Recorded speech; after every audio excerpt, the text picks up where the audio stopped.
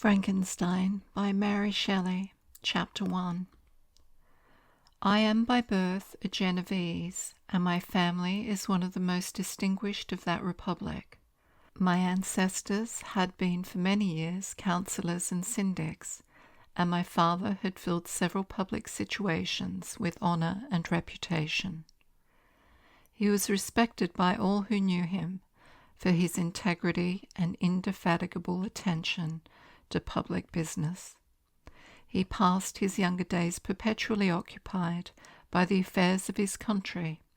A variety of circumstances had prevented him marrying early, nor was it until the decline of life that he became a husband and the father of a family. As the circumstances of his marriage illustrate his character, I cannot refrain from relating them. One of his most intimate friends was a merchant who, from a flourishing state, fell, through numerous mischances, into poverty.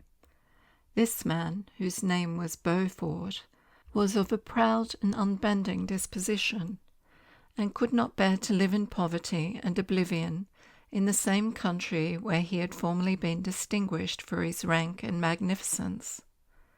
Having paid his debts, therefore, and in the most honourable manner, he retreated with his daughter to the town of Lucerne, where he lived unknown and in wretchedness. My father loved Beaufort with the truest friendship, and was deeply grieved by his retreat in these unfortunate circumstances. He bitterly deplored the false pride which led his friend to a conduct so little worthy of the affection that united them. He lost no time in endeavouring to seek him out, with the hope of persuading him to begin the world again through his credit and assistance. Beaufort had taken effectual measures to conceal himself, and it was 10 months before my father discovered his abode. Overjoyed at this discovery, he hastened to the house, which was situated in a mean street near the Reuss. But when he entered, misery and despair alone welcomed him. Beaufort had saved but a very small sum of money from the wreck of his fortunes, but it was sufficient to provide him with sustenance for some months, and in the meantime he hoped to procure some respectable employment in a merchant's house. The interval was consequently spent in inaction. His grief only became more deep and rankling when he had leisure for reflection, and at length it took so fast hold of his mind that at the end of 3 months he lay on a bed of sickness, incapable of any exertion. His daughter attended him with the greatest tenderness, but she saw with despair that their little fund was rapidly decreasing, and there was no other prospect of support. But Caroline Beaufort possessed a mind of an uncommon mould, and her courage rose to support her in her adversity. She procured plain work, she plaited straw, and by various means contrived to earn a pittance scarcely sufficient to support life. Several months passed in this manner. Her father grew worse. Her time was more entirely occupied in attending him. Her means of subsistence decreased, and in the 10th month her father died in her arms, leaving her an orphan and a beggar. This last blow overcame her, and she knelt by Beaufort's coffin weeping bitterly, when my father entered the chamber. He came like a protecting spirit to the poor girl, who committed herself to his care, and after the interment of his friend he conducted her to Geneva and placed her under the protection of a relation. 2 years after this event, Caroline became his wife. There was a considerable difference between the ages of my parents, but this circumstance seemed to unite them only closer in bonds of devoted affection. There was a sense of justice in my father's upright mind, which rendered it necessary that he should approve highly to love strongly. Perhaps during former years he had suffered from the late discovered unworthiness of one beloved, and so was disposed to set a greater value on tried worth. There was a show of gratitude and worship in his attachment to my mother, differing wholly from the doting fondness of age, for it was inspired by reverence for her virtues and a desire to be the means of it, in some degree, recompensing her for the sorrow she had endured, but which gave inexpressible grace to his behaviour to her. Everything was made to yield to her wishes and her convenience. He strove to shelter her, as a fair exotic is sheltered by the gardener, from every rougher wind, and to surround her with all that could tend to excite pleasurable emotion in her soft and benevolent mind. Her health, and even the tranquillity of her hitherto constant spirit, had been shaken by what she had gone through. During the 2 years that had elapsed previous to their marriage, my father had gradually relinquished all his public functions, and immediately after their union they sought the pleasant climate of Italy, and the change of scene and interest attendant on a tour through the land of wonders as a restorative for her weakened frame. From Italy they visited Germany and France. I, their eldest child, was born at Naples, and as an infant accompanied them in their rambles. I remained for several years their only child. Much as they were attached to each other, they seemed to draw inexhaustible stores of affection from a very mine of love to bestow them upon me. My mother's tender caresses and my father's smile of benevolent pleasure while regarding me are my first recollections.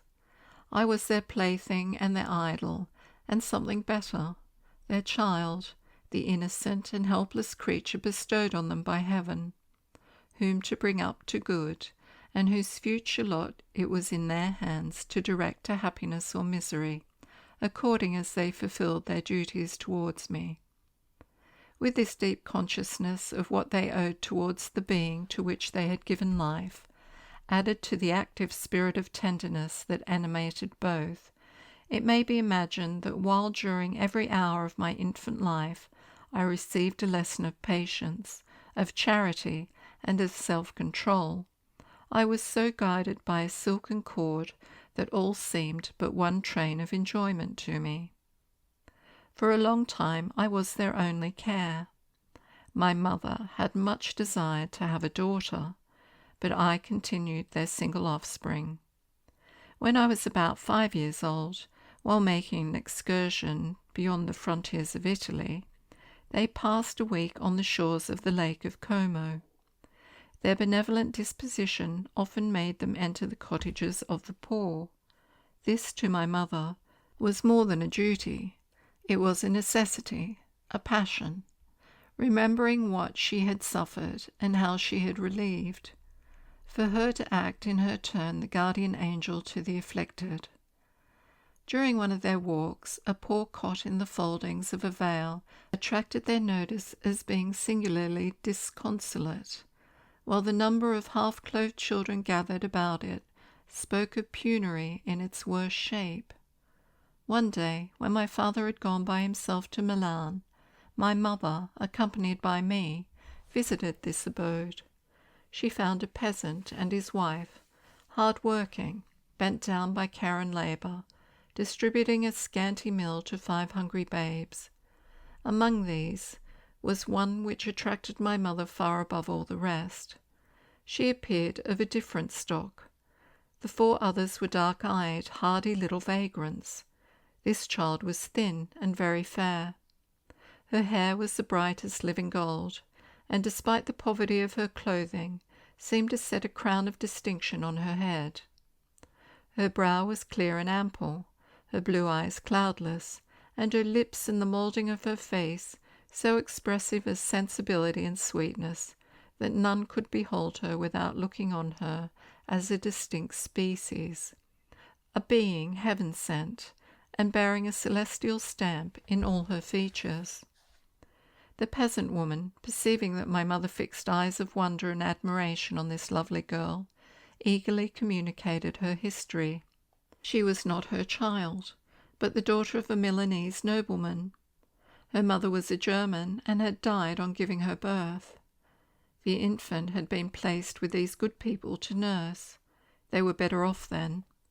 They had not been long married, and their eldest child was but just born. The father of their charge was one of those Italians nursed in the memory of the antique glory of Italy, one among the Schiavi-Ogno-Frumenti, who exerted himself to obtain the liberty of his country. He became the victim of its weakness. Whether he had died or still lingered in the dungeons of Austria was not known. His property was confiscated. His child became an orphan and a beggar. She continued with her foster parents and bloomed in their rude abode, fairer than a garden rose among the dark-leaved brambles. When my father returned from Milan, he found playing with me in the hall of our villa a child fairer than a pictured cherub, a creature who seemed to shed radiance from her looks, and whose form and motions were lighter than the chamois of the hills. The apparition was soon explained. With his permission, my mother prevailed on her rustic guardians to yield their charge to her. They were fond of the sweet orphan. Her presence had seemed a blessing to them, but it would be unfair to her to keep her in poverty and want when Providence afforded her such powerful protection. They consulted their village priest, and the result was that Elizabeth Lavenza became the inmate of my parents' house, my more than sister, the beautiful and adored companion of all my occupations and my pleasures. Everyone loved Elizabeth. The passionate and most reverential attachment with which all regarded her became, while I shared it, my pride and my delight. On the evening previous to her being brought to my home, my mother had said playfully, "I have a pretty present for my Victor. Tomorrow he shall have it." And when, on the morrow, she presented Elizabeth to me as her promised gift, I, with childish seriousness, interpreted her words literally and looked upon Elizabeth as mine to protect, love, and cherish. All praises bestowed on her I received as made to a possession of my own. We called each other familiarly by the name of cousin. No word, no expression could body forth the kind of relation in which she stood to me, my more than sister, since till death she was to be mine only.